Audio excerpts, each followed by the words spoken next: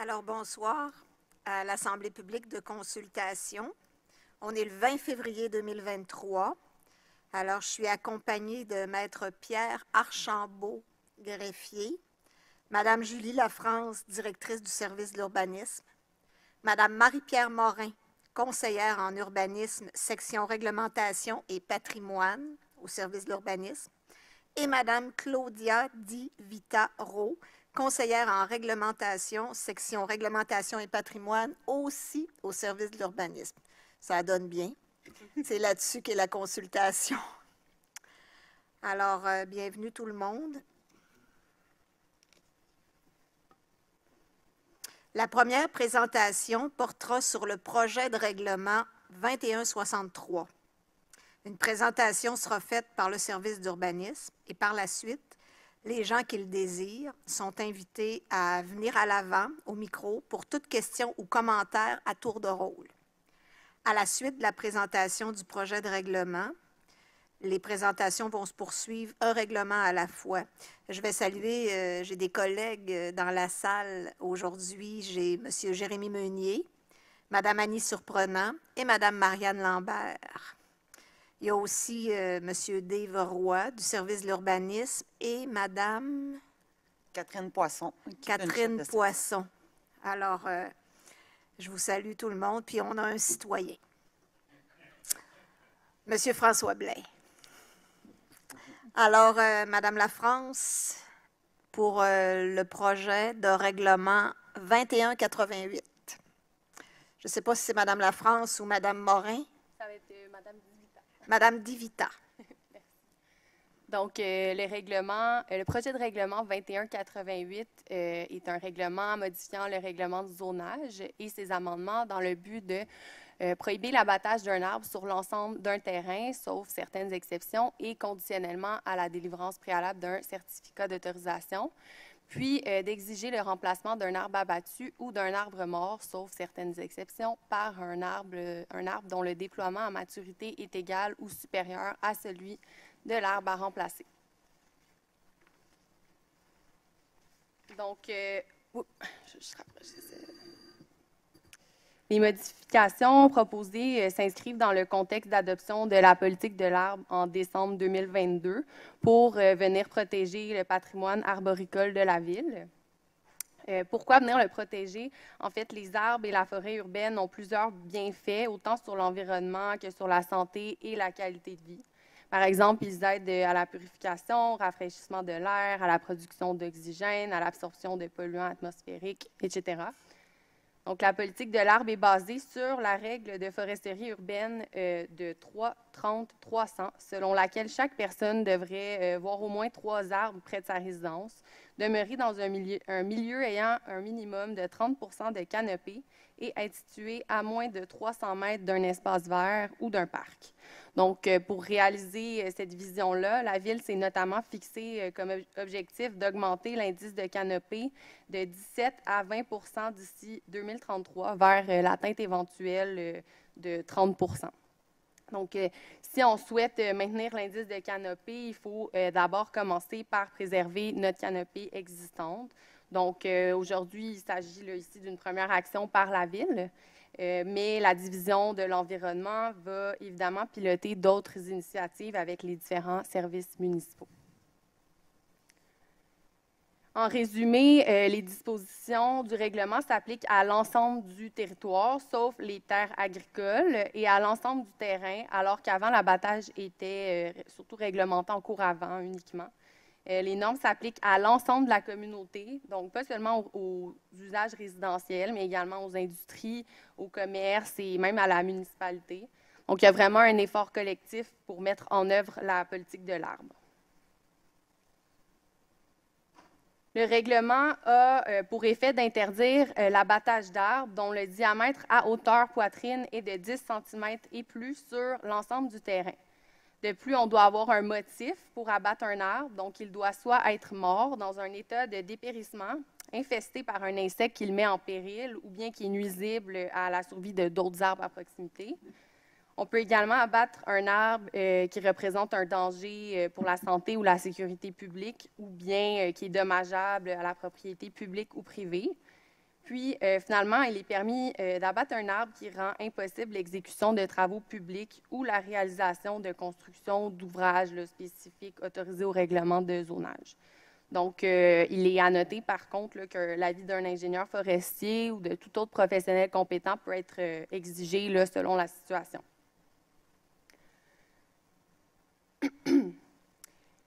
Enfin, le règlement exige le remplacement d'un arbre abattu ou mort par un nouvel arbre dont le déploiement à maturité est égal ou supérieur à celui de l'arbre à remplacer. L'objectif ici là, est de préserver la canopée actuelle, toujours en lien avec la politique de l'arbre dont je vous parlais au début. Donc, l'exigence ne s'applique pas à l'abattage d'arbres en lien avec le développement d'un terrain vacant, ou sinon lorsque l'espace est insuffisant pour la pérennité des arbres ou la croissance de ceux à proximité.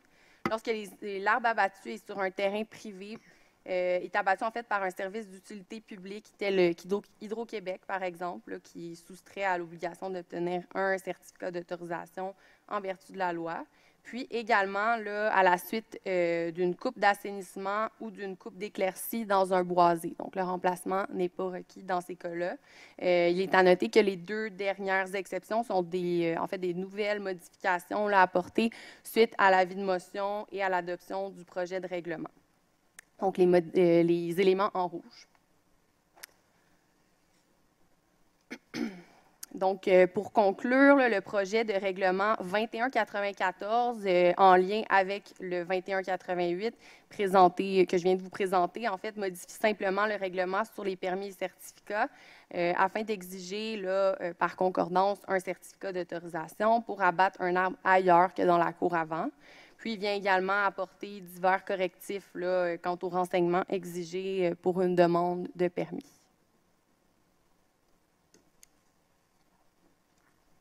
Vous allez terminer, madame? Oui. Parfait. Alors, à ce moment-ci, on pourrait prendre questions, commentaires. Suggestions. Absolument. Est-ce qu'on peut revenir à la première diapositive? Oui. Première feuille, s'il vous plaît. On va aller. Si vous me permettez, je vais apporter mes commentaires sur chacun d'eux. C'est parfait. Et M. Greffier va prendre en note.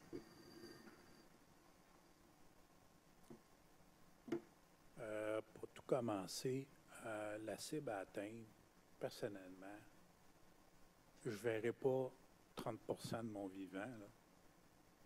Vous êtes extrêmement timide dans le fait d'augmenter la canopée. En 10 ans, vous vous donnez un objectif de 2,1 en 10 ans. Come on!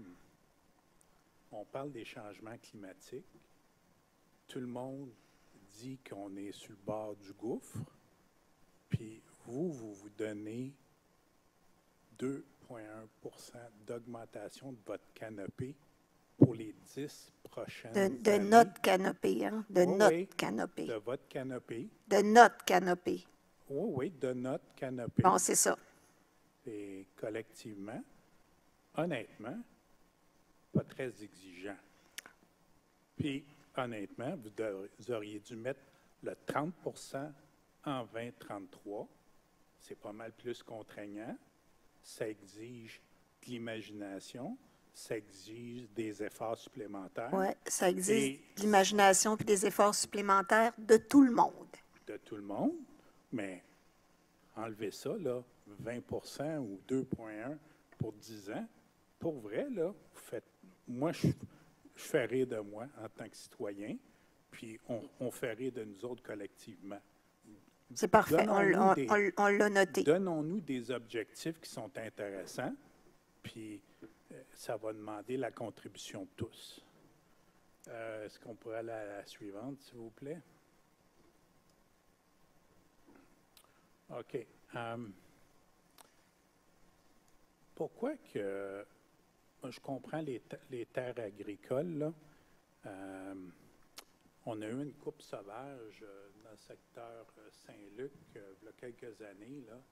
Le monsieur, là, pendant la fin de semaine de l'Action de grâce, il est passé avec le boule puis du monde, là, puis ils ont tout rasé.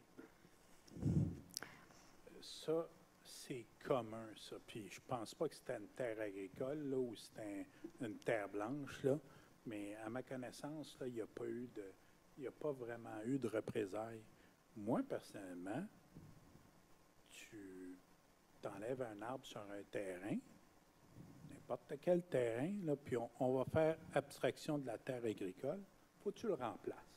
Puis si tu ne le remplaces pas sur ton terrain, tu vas le remplacer dans un pôle à la ville, puis on va s'en servir pour augmenter la canopée quelque part ailleurs. Parfait. Et puis je ne sais pas jusqu'à quel point vous ne pouvez pas l'imposer à ce niveau-là, parce que, tu sais, ça va bien, là, on veut implanter un bâtiment. Des fois, les gens ne font pas vraiment d'efforts pour protéger certains arbres. On va en arracher un peu plus grand. Et pas de... Oui, on a vu ça, M. Blais. On a vu ça. Donc, moi, personnellement, c'est... Est-ce que... Ah, ça, c'est une question que je me demandais avant d'aller plus loin. Est-ce que la Ville a un service un pépiniériste, là? La Ville a des gens qui plantent des arbres, puis qui poussent des arbres pour éventuellement procéder au remplacement sur les terrains de la Ville, ou on fait affaire avec un entrepreneur privé? Maintenant, on a ça. Jusqu'en 2022, on s'était donné par impartition. OK. Ça fait partie maintenant, on en a à l'emploi de la Ville de Saint-Jean. OK. Ça fait que moi, ce que je suggérais, c'est que quand, nonobstant que tu as un terrain puis que tu veux le développer, que tu as un arbre, tu es obligé de le couper, bien, c'est triste, là. Dans notre pépinière, on a des arbres, puis amener un arbre de petite bouture jusqu'à un calibre qui est intéressant pour le mettre en terre, vous avez une valeur que ça coûte, ça, c'est-à-dire en prendre soin, l'arroser, s'assurer qu'il va être viable quand on va le mettre en terre. Bien, c'est triste. Bien, regarde, même si tu mets une maison de 500 000, puis tu en as enlevé 4, puis que nous autres, on considère que amener un arbre à maturité, ça coûte 250 $. C'est 250 fois 4. Ça te coûte 1 000 $ mon petit loup. Tu n'as pas les moyens de... Non, mais c'est ça. Non, mais c'est le petit loup que... Ouais. C'est le petit loup, Tu là. n'as pas les moyens de payer, il n'y a pas de problème. On va te mettre une taxe spéciale sur ton compte de taxes, remplacement d'arbres, échéance sur 10 ans, puis ça prend à peu près ça, amener un arbre de calibre intéressant à maturité. Puis quand on va aller le planter, on va dire, parfait, ton arbre, on l'a planté à tel endroit, dans tel parc, au bénéfice de la communauté. Parfait. Je pense qu'on devrait regarder comme ça.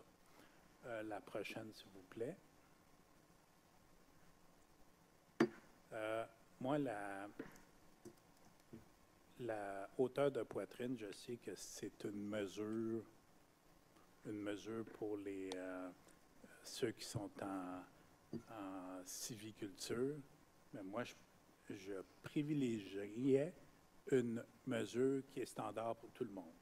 1,50 m du sol, 10 cm, c'est triste, mais tu n'as pas le droit. Pas à hauteur de poitrine. La hauteur de poitrine, là, c'est comme vague pour tout le monde. Bien, c'est pas la même chose. Bien, il semble que c'est, pour ceux qui travaillent dans la civiculture, c'est quand même assez standard, mais je pense que ça devrait être, regarde, à 2 mètres du sol, à 1,5 m du sol, 10 cm, tu n'as pas le droit. On va vérifier. Ça me semble pas... Ça ne devrait pas être bien compliqué. C'est ça. Ça me semble pas si difficile que ça, mais on va le valider. Les travaux publics ou la réalisation de construction ou d'ouvrages spécifiques, là, c'est ce que je disais. Quand c'est la ville ou les utilités publiques, c'est généralement, les gens, ces arbres-là sont dans des emprises collectives pour des services collectifs. Mais quand c'est ouvrage spécifique et de construction, que ce soit la ville ou que ce soit ça soit n'importe quel type d'organisme, si tu veux implanter ou tu veux agrandir ou tu veux faire quoi que ce soit sur ton terrain, je pense qu'il devrait y avoir une politique de remplacement. Puis je ne sais pas pourquoi on peut-tu m'expliquer pourquoi que si l'arbre est mort ou il est infesté, pourquoi qu'on le remplace pas ou On exige le remplacement. on l'exige? Oui. Je pense que c'est la diapositive suivante. Oui, c'est ça. Le remplacement est sur la diapositive suivante. OK. Donc, normalement, on exige le remplacement de tout arbre abattu ou mort par c'est ça, un autre arbre avec un déploiement à maturité égale ou supérieure. Puis, il y a les exceptions là, en bas décrites là, pour les situations où on n'exige pas le remplacement.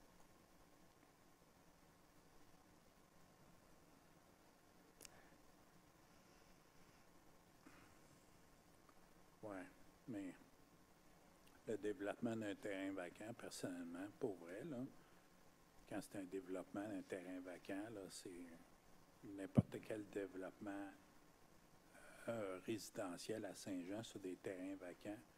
Moi, je pense que c'est pas parce que tu développes que tu ne devrais pas être soumis à la réglementation de remplacer l'arbre. Les autres, on parle de, ça va être un ingénieur forestier ou quelque chose qui va dire, bon, mais si l'arbre est trop proche de l'autre, ça va mettre sa vie en péril. Les autres, c'est l'utilité publique, puis la coupe d'assainissement ou une coupe d'éclaircie dans un boisé. Ça, quand tu as un boisé, là, tu enlèves les arbres qui sont pas d'intérêt nécessairement ou qui permettent à d'autres arbres de croître. Donc, la première portion d'un terrain vacant, que ce soit n'importe quel genre, ben c'est plate, mais il va falloir que tu remplaces. Pas nécessairement sur ton terrain, mais ça va être dans la pépinière de la ville pour développement de la canopée sur le territoire. Je pense qu'on devrait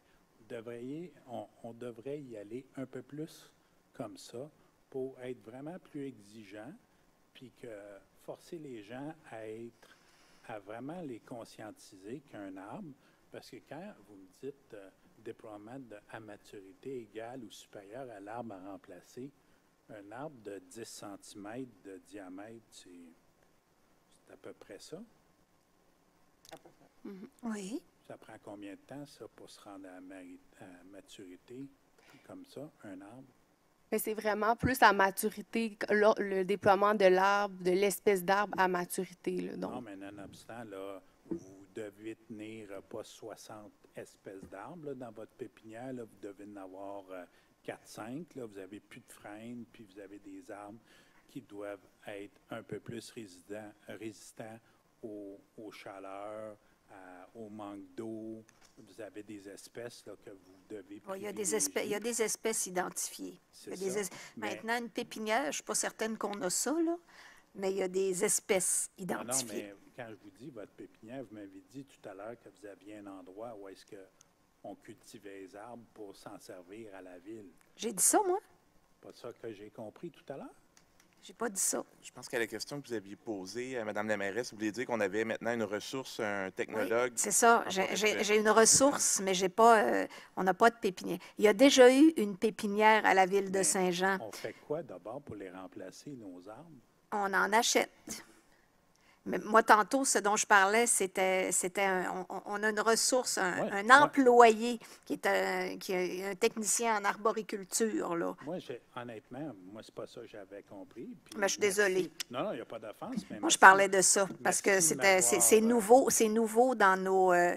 ça fait partie, justement, quand on dit qu'on augmente les salaires, là, ça fait partie. Avant, on donnait ça en impartition, mais maintenant, étant donné qu'on a des parcs et des espaces verts, on n'en a pas suffisamment, mais on en a suffisamment pour avoir, justement, quelqu'un qui s'en occupe. Mais Alors, c'est ça. Je pense qu'on en a un ou deux. Un ingénieur forestier. Un ingénieur Mais forestier. est-ce qu'on va en appel d'offres pour la fourniture d'arbres ou Écoute, oui, la réponse, c'est M. Meunier qui me fait signe que oui. La réponse est oui. Puis est-ce qu'on sait comment ça coûte un arbre là, de calibre intéressant pour quand on veut mettre ça sur le terrain? On le sait comment ça coûte. On le sait comment ça coûte les arbres. Ça veut dire que vous allez pouvoir me répondre à un autre moment donné. Parce que moi, c'est que si, en tout respect, là, moi, je trouvais que votre objectif de canopée était timide. Personnellement, en 10 ans, j'aurais mis l'objectif de 30. En tout cas, vous allez pouvoir en discuter en comité de travail les conseillers municipaux, mais ça ne vaudrait pas. Est-ce qu'on ne serait pas avantageux de dire que si on se donne une politique où est-ce que l'abattage d'arbres, on veut augmenter notre canopée, on ne devrait pas regarder pour cultiver nos arbres, vu qu'on a un ingénieur. C'est sûr qu'il va faire le tour, mais on ne devrait pas mettre de l'emphase pour dire, OK, quel type d'arbres qui sont les plus performants au niveau là, de la sécheresse, puis les qualités de l'environnement dans le futur, puis de mettre l'emphase pour les développer chez nous, ou je ne sais pas. Mais quand on fait, parce que ça m'est déjà arrivé de faire abattre un arbre qui était malade, puis on a toujours une liste d'arbres qui sont disponibles justement sur le territoire de la ville de Saint-Jean. C'est des arbres qui sont plus résistants, qui résistent aux températures, oui, à la sécheresse, oui, mais aussi des fois au sel, l'hiver qui est garoché sur nos terrains, là, puis qui s'en va dans la terre. Alors ça, on l'a, cette liste-là. Mais c'est pas des arbres de gros calibre, là. C'est pas... c'est vraiment petit, là. Mais en fait, c'est variable. On en a, évidemment, la plantation, c'est petit, mais quand on parle de canopée et d'amplitude par rapport à le type d'arbre, on ne regarde pas nécessairement le gabarit. Oui, on a quand même une norme à la plantation, mais c'est le déploiement, hein, parce que la canopée, c'est l'ombrage qu'ils vont créer. Ouais. Donc, c'est pour ça. Donc, si jamais, par exemple, il y a un érable qui est abattu, ce qu'on veut éviter, c'est quelqu'un qui vient planter un lilas japonais ou un autre essence. Je suis d'accord avec vous. Moi, là, je reste à rue Savard, ça va faire 35 ans passés, puis je pense 2-3 ans après qu'on ait eu notre maison, la ville est passée, puis ils nous ont installé un arbre en face de chez nous, un érable. Mais ça a pris 35 ans, là, puis il est gros comme ça à la base, hein. Et pas bien plus que 10 cm, là. D'où la raison de la réglementation pour éviter le plus possible l'abattage. Mais j'entends ce que vous dites. Comprenez-vous que si ça prend 30 ans ou 35 ans pour avoir un arbre qui est de gabarit intéressant, il faut que la valeur de l'arbre soit en fonction de ce qui est coupé, là. C'est-à-dire que, tu sais, là, quand on va mettre un arbre là, qui a 2 pouces ou 2 pouces, c'est à peu près ça, là, 2 pouces de diamètre, là, ben, vous allez avoir un résultat dans 35 ans. Dans 35 ans, je vais être mort, là. Je ne sais pas si vous me suivez. Moi, je suis très, très bien. La seule chose, c'est que si on met, après, avec une politique, trop de contraintes, après ça, mais sans que ça soit trop de contraintes, il va falloir, il faut les mettre en œuvre, là, ces contraintes-là. Oui, mais parce que des gens qui veulent contourner ça, il y en a aussi, là. Oui, il y a des crosseurs partout, là. Ça, je suis d'accord avec vous, Madame la mairesse. Mais on est là pour travailler pour les générations futures, là. On n'est pas là pour... Je ne sais pas si vous... On est là pour travailler pour la canopée, là, quand vous me dites 30 %, puis on n'a pas de temps, on n'a pas rien. Tu veux que, collectivement, tu aies un horizon, une expectative pour dire que dans 10 ans, on va être rendu là. On ne va pas être rendu à plus 2,1 %. On va être rendu à 30 de canopée sur notre territoire. Et puis, quand on sait à la vitesse qu'un arbre vient à maturité, si je me fie en face de chez nous, ben 35 ans, Ça veut dire que c'est pas trop contraignant pour quelqu'un qui coupe un arbre, puis on lui dit, bon, ben, partir d'un arbre à là, jusqu'à l'amener un gabarit planté, là, de 3 pouces de diamètre, ben, garde, c'est triste, mais ça coûte tant à la ville, puis d'y aller à fond. Puis il faut que les gens, ils soient, je pense, il faut qu'ils soient conscients qu'un arbre, c'est précieux, comme un terrain vague ou comme, puis que quand on fait un développement sur le terrain, il y a des arbres, c'est triste, mais c'est une canopée que tu fais enlever à la collectivité, puis c'est la collectivité qui en souffre, puis je pense qu'on devrait trouver une façon de rendre cette canopée-là disponible à la collectivité. Je pense qu'on en prend note. On en prend note, Monsieur Blais? Je pense que c'était la dernière diapositive. Je ne pense pas. Oui, c'est ça. La hauteur de poitrine, si on peut le corriger, puis vraiment là, de faire en sorte de changer le temps pour atteindre nos objectifs. Puis vraiment que si la ville de Saint-Jean-sur-Richelieu considère que c'est important pour la qualité de vie de ses citoyens, la qualité de vie des générations futures, je pense qu'on devrait se donner un objectif beaucoup plus ambitieux. Plus ambitieux et indiquer à l'ensemble de la population qu'un arbre, c'est précieux, puis quand on le coupe, ben ça a des conséquences pour tous, puis ça a des conséquences pour le citoyen aussi. Puis il faut trouver une façon pour apporter un correctif pour l'ensemble aussi. Bien, merci, M. Blais. Madame la mairesse. Monsieur Blais, je vais pouvoir apporter une précision. Donc, on l'a dans la réglementation, la hauteur, le diamètre hauteur de poitrine, c'est à 1,30 m du niveau du sol. Tantôt, vous parliez de 1,5, vous étiez prêt. On est à 1,30 m. 1,30? Oui.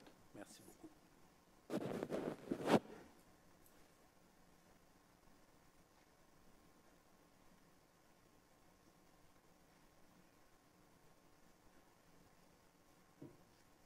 Bonsoir. Bonsoir. Juste savoir, parce que là, j'ai l'impression que ce n'est pas toutes ces diapositives, les exceptions. Parce que sur le site, il y en a comme 10. Là, je suis parti trop vite, je n'ai pas mis mes lunettes. Ça, c'est dans l'aire d'implantation d'une construction projetée. C'est dans la projection d'une piscine projetée, d'un cabanon projeté, toutes ces affaires-là. En fait, ces exceptions-là, c'est les exceptions au remplacement de l'arbre. Puis ce dont vous parlez, c'est ce qui est permis au niveau de l'abattage. Donc, quand on implante une piscine ou, comme vous dites, une construction projetée, il est permis d'abattre un arbre. Les exceptions présentées là, c'est vraiment concernant le remplacement. Est-ce que c'est clair? Ceux-là ne sont pas remplacés? Oui, dans le fond, les arbres abattus pour le développement d'un terrain vacant, c'est-à-dire pour une construction principale ou une entrée de service, on n'est pas obligé de le remplacer. Puis, les autres cas également, donc lorsque l'espace n'est pas suffisant pour la pérennité des arbres, puis quand c'est nuisible pour la croissance des autres arbres à proximité. Et les deux autres exceptions aussi, là, donc lorsqu'on a une coupe d'assainissement, une coupe d'éclaircie, puis pour des travaux d'utilité publique. Donc, ça, c'est vraiment les exceptions où le remplacement n'est pas exigé. Mais mettons, si je vais avoir une piscine demain, là, oui. J'appelle à la ville, je dis, bon, ben là, je vais mettre ma piscine où est mon arbre là. Oui. Je peux le faire couper, il faut que je le remplace. Exactement. Puis, vous devez venir chercher un permis ou faire une demande en ligne, là. Fait que là, je vais chercher le permis, je coupe l'arbre. Puis, vous devez le remplacer. Je le remplace là, par deux pousses à la souche. Un arbre, en fait, un arbre à déploiement lorsqu'à maturité, équivalent à l'essence que vous venez de couper, là. Donc, à plantation. Le règlement, il exige 2 pouces à la souche. Attendez un petit peu. J'ai l'information, je veux juste la trouver. Donc, en fait, pour un feuillu, le diamètre à hauteur de souche doit être d'au moins 50 mm. Ici, c'est un conifère. En fait... 2 mètres pour un conifère. Puis, 2 mètres, c'est ça. 50 mm, c'est 2 pouces. Là. C'est gros de même à la souche. Je veux dire qu'hauteur de poitrine, c'est gros comme mon doigt. C'est 50 mm, là. Malheureusement, j'ai pas la, la conversion en... Non, mais 50 mm, à la souche, là, c'est gros de même à peu près. Là. C'est À la souche. pour À la l'arbre de souche, remplacement, là. oui, c'est ça. Mais oui, vous avez raison dans ce que vous dites. Fait qu'à Oui. 10, c'est 10 ou 15 cm de terre, là, hauteur de souche. Oui. Fait qu'à ça, de terre, c'est gros de même. Fait qu'à hauteur de poitrine, c'est à peu près gros de même qui reste. Fait qu'on remplace un arbre mature que, je sais pas, 40, 50, 60 ans par un bout de branche. On C'est un peu, je comprends que dans 60 ans, il va être à maturité, puis il va avoir quasiment la même grosseur que l'autre avait, là, 60 ans. Mais, On note votre commentaire, M. Pétrin. En avez-vous d'autres? ben oui. Allez-y. Fait que, mettons, je prends mon permis pour ma piscine, je fais couper l'arbre. Puis en fin de compte, genre, ben là, en fin de compte, la piscine, je ne la ferai pas poser. L'arbre, il est coupé quand même. Ben, c'est ça qu'on parlait tantôt. Monsieur Blais les a nommés, ces gens-là. Là. Les Je ne renommerai pas ça, là, mais il va Non, toujours mais- avoir des gens pour contourner le système. Monsieur Pétrin? OK, mais y a-t-il quelque Si chose? personne contournait le système, peut-être qu'on n'aurait pas besoin de règlement non plus. Parce qu'on est tous d'accord avec ça, que les arbres, c'est important. Ce que je veux savoir, là, y a-t-il quelque chose dans ce règlement-là pour se baser, là? Ceux qui donnent les permis à la ville là, pour couper les arbres, ils ont-ils un moyen de dire non? Non, vous ne pouvez pas le couper, cet arbre-là. Ta piscine, mets-la ailleurs. Y a-t-il quelque chose qui prévoit ça? Moi, je peux peut-être répondre à Allez-y. la première Allez-y, Maître question que vous avez Archambault. posée. C'est certain que là, le règlement exige pour abattre un arbre de rentrer dans une des dispositions. Fait que si on reprend l'exemple que vous avez mentionné, pour construire une piscine, quelqu'un demande le permis, obtient son permis pour construire une piscine et pour abattre l'arbre, il abat l'arbre, la piscine n'est pas construite. À ce moment-là, on pourrait dire que finalement, il ne rencontrait pas les critères pour obtenir le permis. Fait que c'est sûr que c'est un cas qui demande une enquête, qui demande l'inspection, mais à ce moment-là, on pourrait dire que la personne a enfreint la réglementation et qu'il a abattu un arbre alors que normalement, il n'aurait pas dû l'abattre. Ouais, Puis à ce ben, quand même, moment-là, un il est permis, prévu un constat d'infraction qui peut être donné. Et ça c'est 500 maximum. c'est J'ai l'information. En fait, c'est 500 $ à laquelle s'ajoute, là, dans le cas d'une personne qui abat des arbres sur une superficie inférieure à 1 hectare, une amende d'au moins 100 $ et d'au plus 200 $ pour chaque arbre abattu jusqu'à concurrence de 5 000 $. Puis, dans le cas d'une personne qui abat des arbres sur une superficie d'1 hectare ou plus, une amende d'au moins 5 000 $ et d'au plus 15 000 $ pour chaque hectare déboisé, à laquelle s'ajoute une amende d'au moins 100 $ et d'au plus 500 $ pour chaque arbre abattu, jusqu'à concurrence de 5 000 encore une fois, pour chaque fraction d'hectare déboisé. Là. Fait que maximum, c'est 5 000? Oui. Peu importe, personne physique, personne morale. Il y a pas, c'est vraiment le nombre d'hectares qui fait la différence ici. Il n'y a pas de différence. Parce qu'on s'entend que quelqu'un qui se sépare des terrains et qu'il va faire 300 000 avec les terrains, 5 000. La loi, en fait, sur l'aménagement et l'urbanisme vient gérer les infractions. Donc, les villes ne sont même pas tenues de dire si nous, Saint-Jean, on voulait mettre ça à 2 000 $, on ne peut pas. C'est la loi sur l'aménagement et l'urbanisme qui vient régir le montant. Fait que, à ce moment-là, c'est pour ça qu'on applique celle-là. On s'est d'ailleurs fait poser la question par les membres du conseil parce que On trouvait que c'était pas suffisant. On trouvait que c'était pas suffisant, l'amende. C'est sûr. Que c'est pas assez pour dissuader Ben non, quelqu'un c'est sûr. d'abattre un arbre. C'est sûr. non, c'est certain. Il y a aussi possibilité d'aller chercher un jugement pour exiger de replanter les arbres qui ont été abattus illégalement. Là. Fait que ça s'ajoute au constat d'infraction dans les outils Ah, dont c'est sûr, dispose mais la ville. Parce que ça va venir compliqué. S'il n'y a pas rien dans le règlement qui peut permettre à la personne de la ville de dire ben non, je ne peux pas te le donner, le permis. Par exemple, un carrière ovale de 75 ans, là, tu vas le couper pour une piscine qui va durer 10 ans, ça n'a pas de sens. Le permis, tu ne l'auras pas. Mais ça, je ne pense pas que ça soit dans le règlement. Là. Il n'y a rien là-dedans. C'est juste, mais oui, vous ne pouvez pas les abattre, sauf, mais là, la liste de sauf est tellement longue qu'au bout, il ne reste rien. Là. C'est sur un terrain de 5 000 pieds carrés, parce que c'est pas mal ça les développements qu'ils ont à cette heure. 5 000 pieds carrés. Bien là, si tu mets le patio, là, c'est 3 mètres tout le tour de la maison que tu as le droit de découper. 1,5 mètres le tour de ta piscine, 1,5 mètres du tour du cabanon. Bien, il ne reste rien. Là. Si tu es chanceux, tu as un poteau dans le coin. Puis... C'est tout. Fait qu'il n'y a rien. OK, parfait. Avez-vous autre chose? Il va-tu avoir moyen, ça? Parce que là, on se ramasse comme le comité de démolition. On a des critères. Là, il va dire, bah ouais, ben, la délivrance de permis pour une piscine, on le donne. On n'a pas le choix. Il faut se baser sur ces critères. Vous ne pouvez pas refuser. Ça va rester comme ça? Je pense pas que ça va aller différemment de ça. Non. C'est comme ça. Je pense qu'on est là pour vous écouter, puis ça nous sensibilise à certaines choses. On va regarder qu'est-ce qu'on peut faire, mais il y a quand même des limites à ce qu'on peut faire. Oui, mais Merci, merci, M. Pétrin. Merci beaucoup. Oui, ben non, j'ai même pas de non, je minute pas. Non, non, je minute pas. C'est juste que quand vous commencez à rire de moi, ça me le dit plus tellement d'être réceptive. Je n'ai jamais ri de vous. Je vous en prie. Je vous remercie. Non, non, regarde, quand vous commencez à rire de moi, ça ne me le dit plus de répondre à vos questions. Personne, je m'informe, j'essaie d'avoir de l'allure là-dedans. Bien, moi, nous, on considère que le règlement, il y a de l'allure. Là, on prend en compte ce que M. Blais a dit. Vous ne pouvez pas refuser des permis. Je trouve que ça n'a pas de sens. Ce n'est pas parce que je ris de vous. Je vous dis juste que ça n'a pas de sens de ne pas être capable de refuser un permis. On peut refuser un permis si ça ne respecte pas les motifs prévus au règlement. Là. Donc, Parce qu'il y a quand même des motifs au règlement. Oui. Donc, oui, un permis peut être refusé si la demande ne respecte pas les motifs décrits ici, là, à l'écran. Oui, mais c'est ça que je vous dis, mais il y a tellement de motifs pour pouvoir couper les arbres quand même que, dans le fond, il ne reste presque rien. Là. Il y a juste que, bien là, si les feuilles tombent chez vous, c'est plus causé comme gravement ou je ne sais pas trop quoi, là. Les feuilles, les fruits, ça fait pas partie, les racines, ça, tu ne peux plus comme chialer après personne pour ça. Ça ne fait pas partie d'un danger ou d'une nuisance sérieux, d'un dommage sérieux, ça, ici. Il y a juste ça, comme tu dans le règlement. Fait que ça, c'est si la personne ne veut pas couper son arbre, qui est en guerre avec le voisin, bien, la personne qui ne veut pas couper son arbre va avoir la paix. Parce que là, pour pas dire, bien là, les fruits tombent chez nous, je veux que tu coupes ton arbre.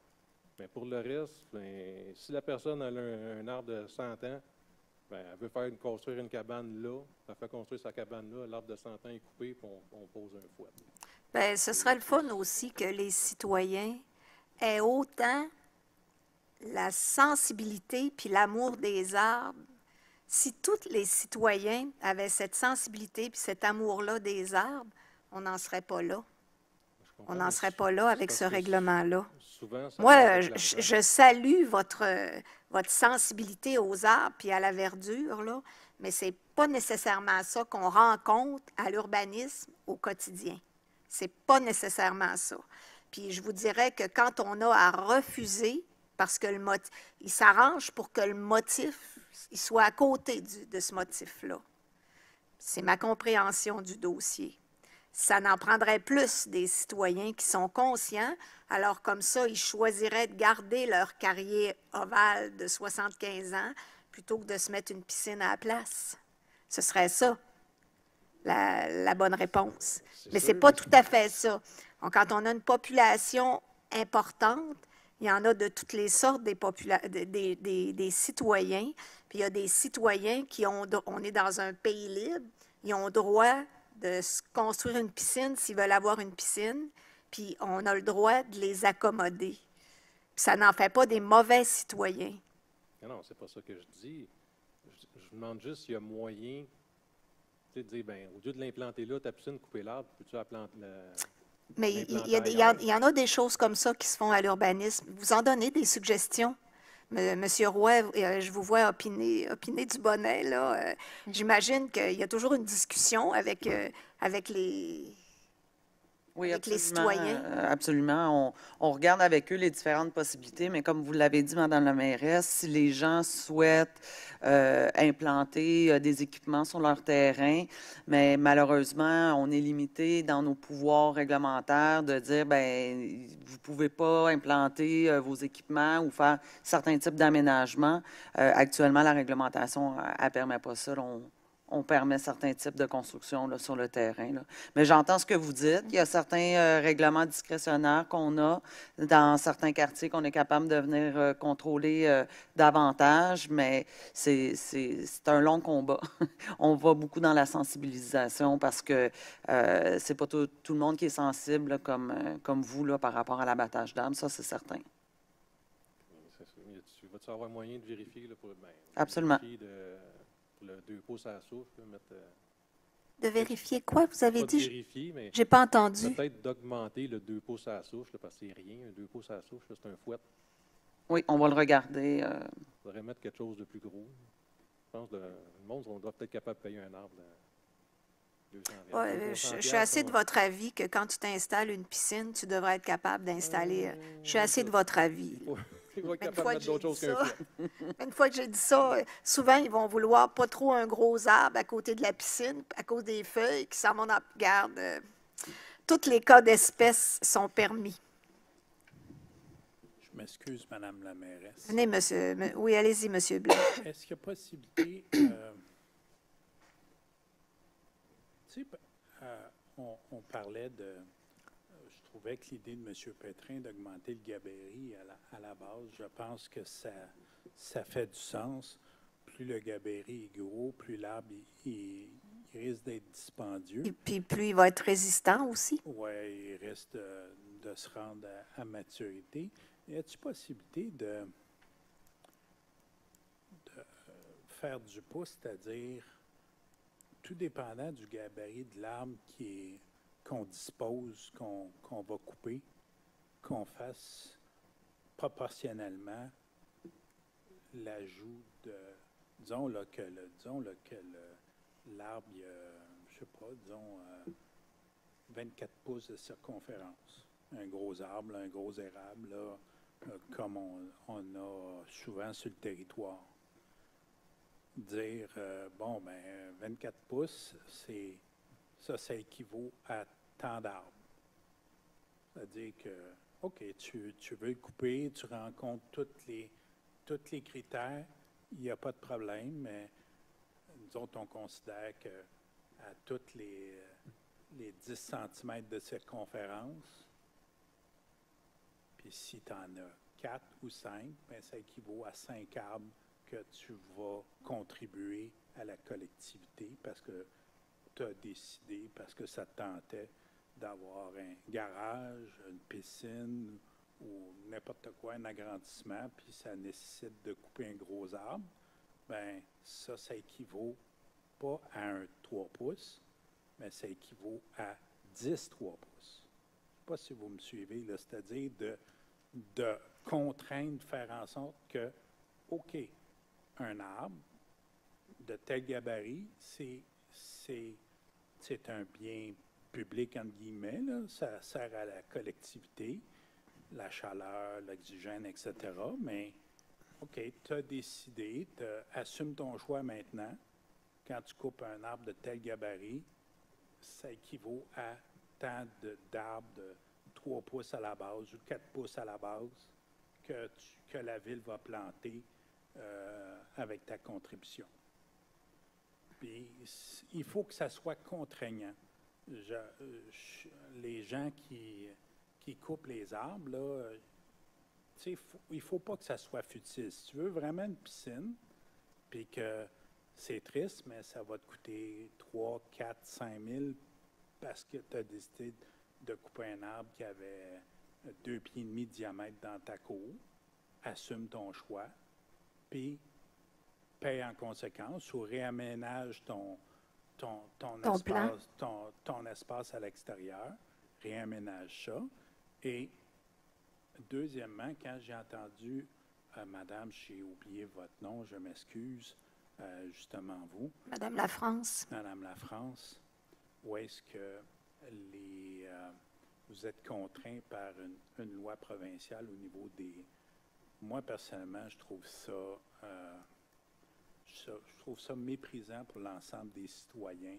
Où est-ce que, je ne parle pas de vous, là, mais quand on voit un certain entrepreneur qui a passé le bulldozer à la prairie, là, puis que la conséquence, c'est 5 000, Puis je pense que le conseil municipal, en tout respect, Madame la mairesse, je pense que il serait de bonne loi d'envoyer une résolution en bonne et due forme au ministre de l'Environnement, copie conforme à notre député, pour dire que peut-être que cette loi-là, elle pourrait être amendée. Plus mordante. Puis elle pourrait être plus mordante. Ça, c'est le genre de loi qui date des années 20, qui n'a pas été actualisé, puis que certains entrepreneurs ils disent c'est pas contraignant, parce que, puis on s'entend, là, quand M. Archambault dit on peut toujours aller chercher une injonction, mais M. Archambault, il va dire OK, ça coûte combien, ça va prendre combien de temps, puis en bout de l'exercice, si ça coûte 100 000 de frais d'avocat à la ville pour aller faire le remplacement d'arbres, mais M. Archambault, il va dire, ben regarde, prenez donc 100 000, achetez des arbres, puis plantez-les sur vos terrains. Ça va être pareil. Je pense qu'il serait de bonne loi de demander qu'on révise ça, puis que ça soit beaucoup plus contraignant pour les gens qui ont des terres de grande surface, de procéder, puis de couper des arbres sans vergogne, puis surtout qu'ils font ça nécessairement souvent dans des moments où est-ce que les gens sont un peu plus inattentifs, genre l'Action de grâce, pas loin de Noël, dans la période des vacances. Fait que je vous remercie de votre écoute. C'est moi qui vous remercie, M. Blais.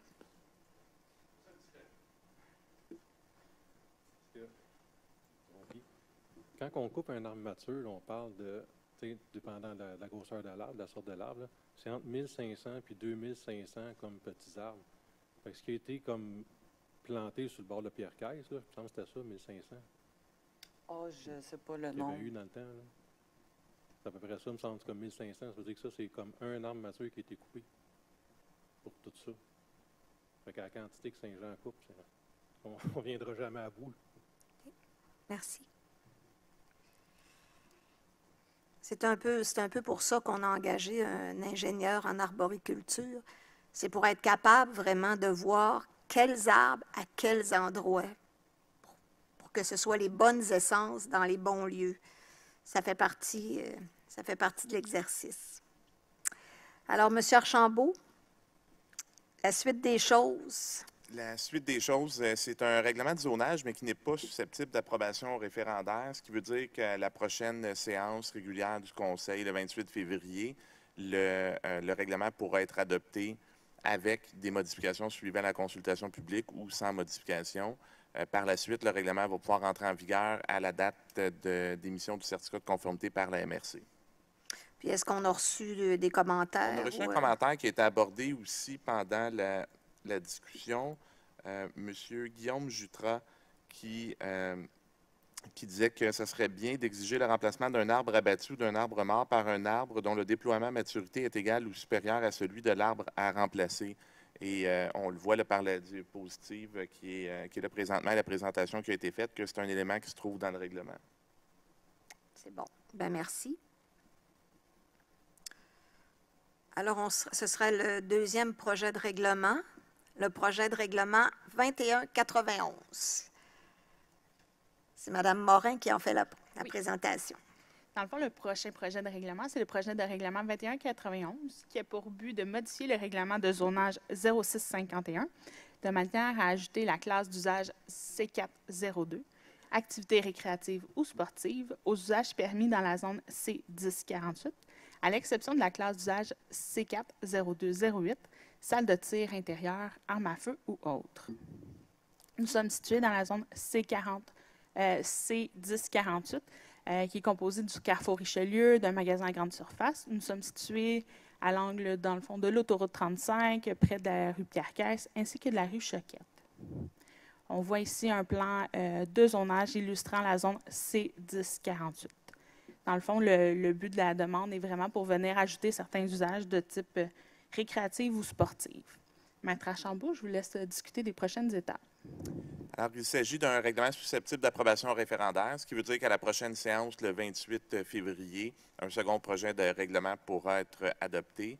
Par la suite, un avis public sera envoyé pour la zone visée et les zones concernées, donc directement contiguës, pour approuver, faire l'approbation référendaire du règlement. Le règlement final pourrait être adopté à la séance du mois de mars du Conseil municipal et il va entrer en vigueur suite à l'émission du certificat de conformité par la MRC.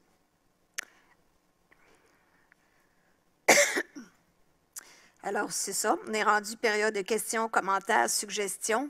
Monsieur Blais, on vous écoute. Quelles sont les activités récréatives qu'on a? Permise. Oui, je vous les mentionne ici. Dans le fond, actuellement, dans la zone, c'est déjà autorisé le C4-0201, qui est la salle de billard, ainsi que le C4-0211, qui est le golf ou pratique de golf intérieur. Oui. Ce que la demande vient ajouter, c'est le salon de quilles.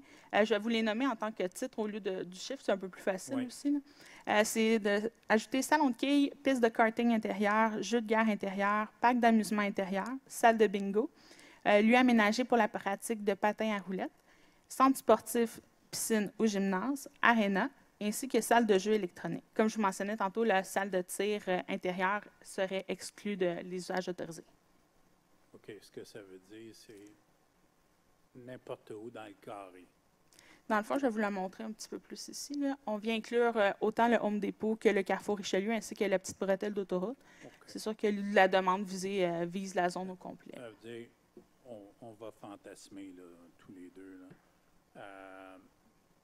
Les propriétaires du centre Carrefour. commercial décident on rase tout au complet.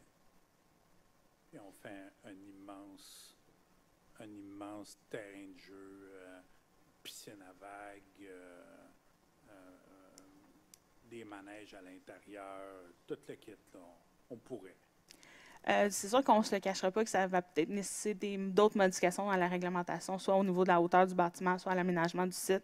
Ben, quand on Si- est rendu là, Non, mais si on démolit tout, on risque de passer aussi toute modification de l'aire de stationnement pour améliorer la situation actuelle ouais, aussi. mais on s'entend là, que c'est sûr que vous rajoutez une piscine, là, mais si on ne bouge pas la hauteur permise, on ne peut pas en mettre. Là. On ne peut C'est pas ça. vraiment en mettre. Là. C'est sûr qu'on le rajoute, mais on ne peut pas en mettre. Ce qu'on peut mettre, c'est du karting, bowling, puis les autres. Du patin à roulette. Puis là, Ouais. je dis ça, puis je sais rien, là. Non, mais c'est parce que si vous le rajoutez, c'est parce qu'il y a une demande qui est sous-jacente à ça, là, qui est arrivée à la ville, puis on s'entend, on a des espaces vides, puis on a du terrain de stationnement qui ne fait rien, là. Oui. C'est sûr que le propriétaire va vouloir rentabiliser sa surface aussi, là, puis il regarde les possibilités, là. Mais on ne peut pas vraiment augmenter en hauteur, ça que je comprends. Non, exactement. La Pas différence- avec ce zonage-là. Exact. À moins d'aller en dérogation, puis une consultation, puis dire, ben, on veut 2 étages. Ou... C'est quoi la hauteur qui est permise, juste pour le fun? Est-ce que vous le savez? Ou c'est pas une question piège, là? C'est C'est-tu de, la hauteur qui est là présentement? la hauteur, c'est de 1 à 4 étages jusqu'à une hauteur maximale de 14 mètres. Oh, 4 étages, quand même. Ouais, c'est ce qui est autorisé. Puis tantôt, ce que vous parlez tantôt pour le centre aquatique, ça serait un usage autre qui serait considéré dans l'usage, si je ne me trompe pas, de type C401. Ce que je l'ai mentionné tantôt, c'est un centre sportif, piscine ou gymnase. Souvent, les centres sportifs incluent des fois des piscines à l'intérieur ou des choses comme ça, mais ce n'est pas public. Fait que c'est sûr que si on y va avec un côté vraiment un peu plus restreint au niveau de l'usage, là.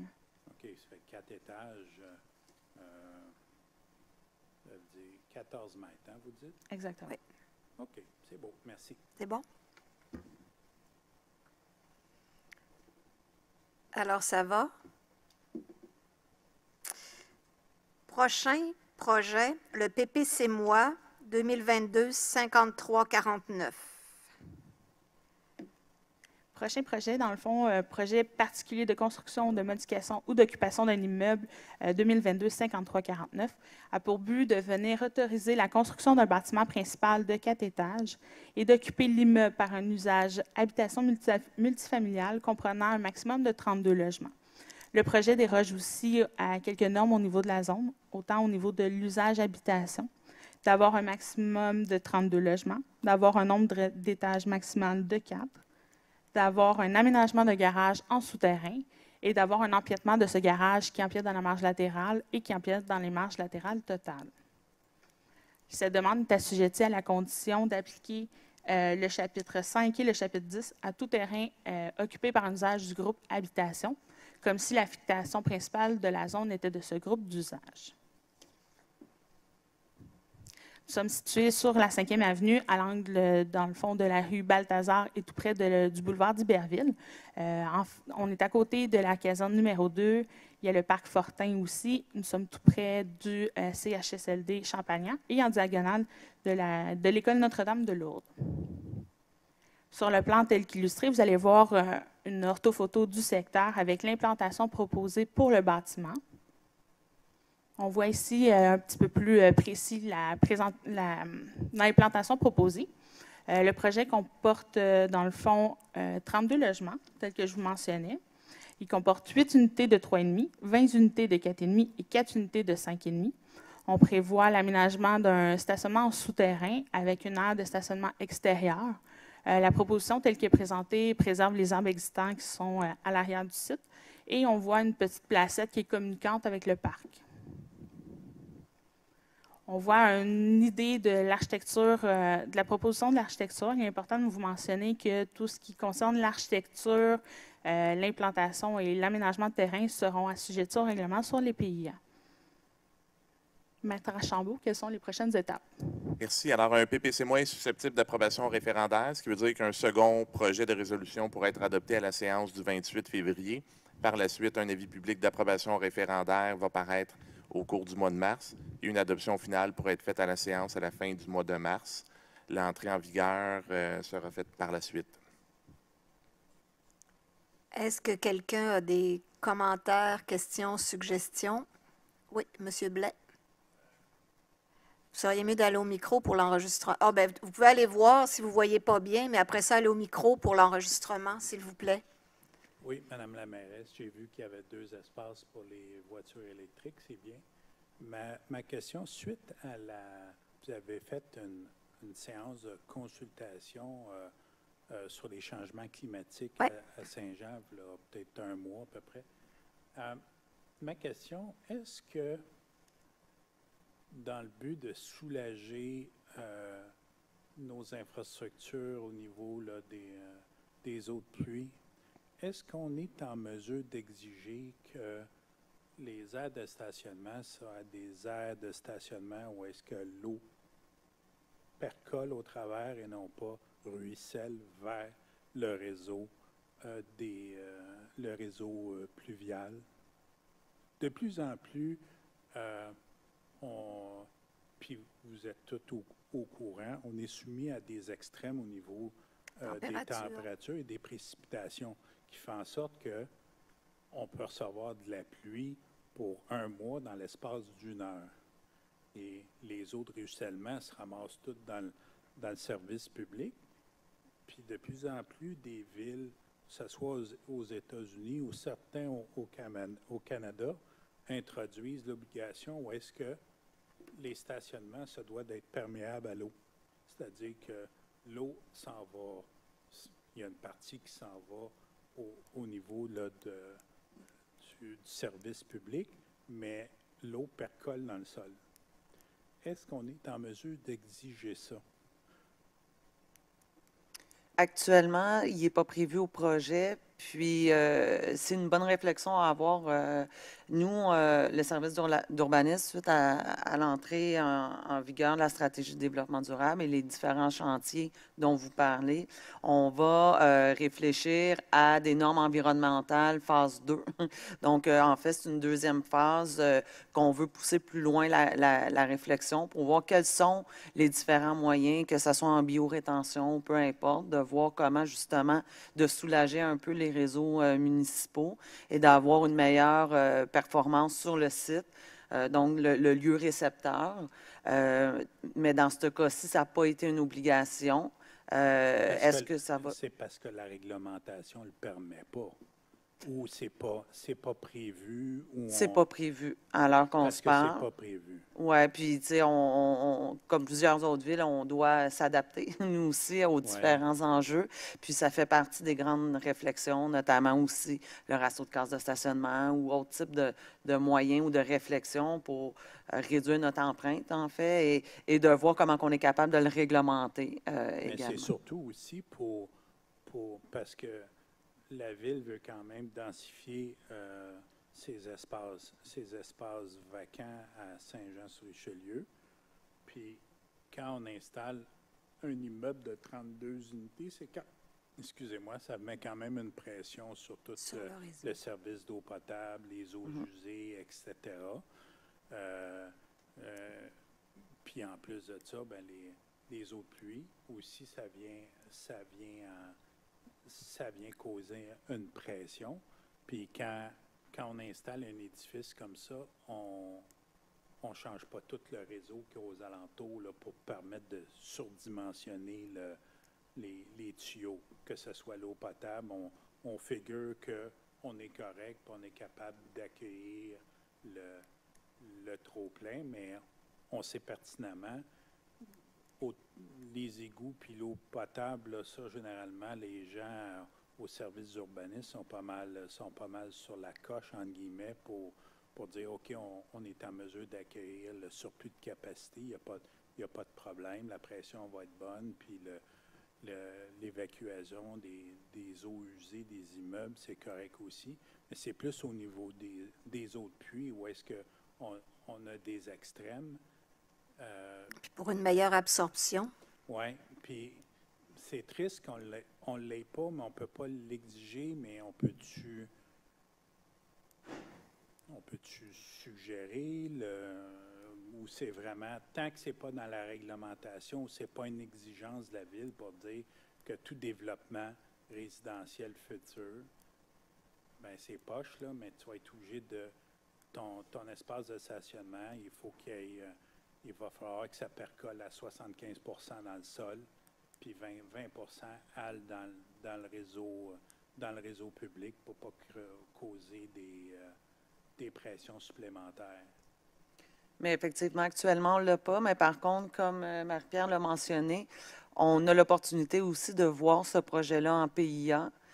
Donc, on va pouvoir ouvrir les discussions davantage pour l'aménagement du site et voir s'il y a une ouverture de la part du promoteur à venir chercher certains gains. Évidemment, il y a certains éléments de ce projet-là qui ne sera pas possible de le faire, descendre dans le cadre le stationnement souterrain, par exemple. Mais par contre, il y a peut-être certains gains qui pourraient être faits dans ce projet-là. Marie-Pierre va pouvoir soumettre la proposition. Ça pourrait être quasiment du donnant-donnant, c'est-à-dire que si on crée une pression moins grande sur le réseau public qui fait en sorte qu'en cas de pluie, là, vraiment, là, comme on a eu dans les dernières années, qui fait en sorte que ça empêche des réclamations des citoyens aux alentours de refoulement d'égouts parce que l'eau de pluie ne s'évacue pas. Ça peut peut-être être quelque chose, un gagnant-gagnant pour tout le monde. Là. Merci beaucoup. Merci. Merci, M. Blais. Alors, c'est ce qui termine l'Assemblée de consultation, à moins que vous ayez des choses à ajouter, Maître Archambault. Rien à ajouter, merci. Alors, merci beaucoup tout le monde. Merci, M. Blais, M. Pétrin. Bonne soirée.